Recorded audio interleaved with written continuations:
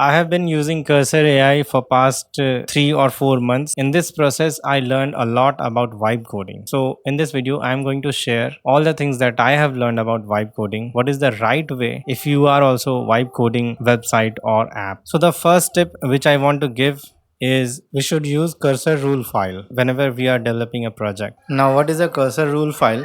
Cursor rule file is a way to provide additional information along with the prompt to LLMs, and the additional informations can be about what type of tech stack you are going to use, what type of naming convention you are going to use, how should the LLM behave, and all of that good stuff. So let me show you an example of cursor rule file. I have just opened cursor inside this folder, cursor tutorial, and to create cursor rule file, what I'll do is I'll create a folder named cursor, and inside it I will create a file named rules, and this rules file is going to have extension of MDC because this method has been provided by cursor's official team itself. And one more thing, when you name this folder cursor, you have to put dot in front of it, so the name of the folder should be dot cursor.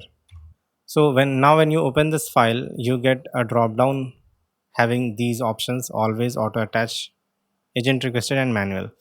If you go to Cursor's official website and read about rules, you will find what do these options mean. So when we select always, the cursor rule file is always included whenever we give a prompt to the LLM. When auto attached is selected, then it matches the extension of the file, for example .tsx or .ts. Whenever the extension is matched, then the cursor rule file gets attached to the prompt. When agent requested mode is selected, the agent decides should it include the cursor rule file with the prompt or not. And when manual mode is selected, we, the user, can include the cursor rule file by providing name of the cursor rule file before putting an @ sign on the name of the file. So for example, let's say I select this option always, and let me copy paste some rules which I had written for my previous project. Control A, control copy, and let me paste it. If I am building a Next.js project, then I will provide these instructions in the cursor rule file.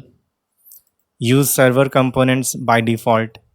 Implement client components only when necessary. Utilize the new file-based routing system. Use layout.js for shared layouts. So these are instructions related to Next.js. Now it is not necessary that if you provide these many instructions, the LLM will always follow it by heart. No, it's not important. It will go here and there. It will break the rule, but we can give a good starting point with the help of this rules file. We can also provide development guidelines. For example, what I have given: you are an expert senior software engineer specializing in modern web development with deep expertise in TypeScript, React 19, Next.js 15, blah blah blah. Second instruction is follow dry principle, ensure all components are responsive and accessible, use Tailwind CSS for styling, ensure that new components are reusable, and follow the existing design patterns. So these are the basic guidelines which you also give to a junior developer if he or she is working under you. So these are the guideline which you can provide to LLMs too. So by providing rules file to the LLMs, you can hope that LLM will stay within the boundaries of this guideline, and most of the time it does follow the rules, but sometimes it doesn't. You can also use different cursor rule files for different use cases. Did you know that? If you come to the website, you can see the detail of how you can do it. For example, let's say you have a project. Inside this, you have a backend folder, a frontend folder. Then you can provide a cursor rule file for backend, a cursor rule file for frontend, and so on. So go ahead and read the docs and take full advantage of this feature of cursor. So now the next tip is plan before you code. Don't dive in immediately. Collaborate with the LLM and create a project. So what do I do is I ask the LLM to create a plan for the project. I tell it specifically to not to start coding yet, just create a basic outline of the project and its features which we are going to implement, and then I store that plan into .md file so that you can, and your LLM also can always reference back to that plan. So let me go ahead and give it a prompt. Create a plan for making a new restaurant management app. The plan should contain all the features available in the app. Then store the plan in a markdown file. Let's hit enter, and now it's generating the plan. So this is the plan it came up with. There are many features: order management, inventory management, staff management, customer management, financial management, and this plan is exhaustive, right?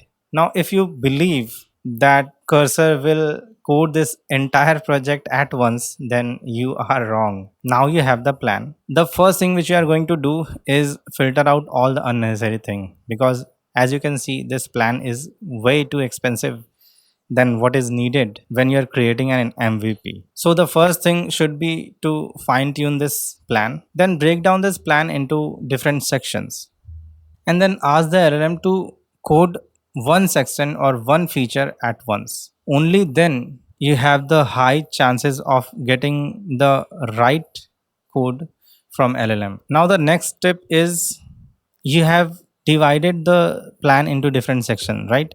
Now which section should you execute first? I will say that think about the business logic first. How does the business run? And to clarify that business logic, I always create schema for the database, because website or app is what? Managing the data in such a way which makes a useful tool for managing the business, right? So if you focus on creating database schema for all the data, then your business logic and the algorithm for the website will get cleared at first place. Many people, what they do, they create front end first. I think that approach might work for them, but whenever I have used that approach, I faced difficulty later in the project, because I implemented many features in the front end, but then when I go to the back end, then I try to apply the logic for that feature, it becomes really difficult. That's why I think about the business logic first. I think about the algorithm first, and then I build the front end for it. It makes a lot of things clearer at the time of development only. Now, my next tip is that you should use version control system religiously. Every time you ask LLM to complete one section, you should commit the changes. Why? Because many times I have seen that I'm trying to build a feature and LLM is changing the code, changing many files, and it's breaking the previous features or something in the website in some different place. If you want to avoid that, you must use Git, because LLM is what? It is like a colleague who's writing code for you.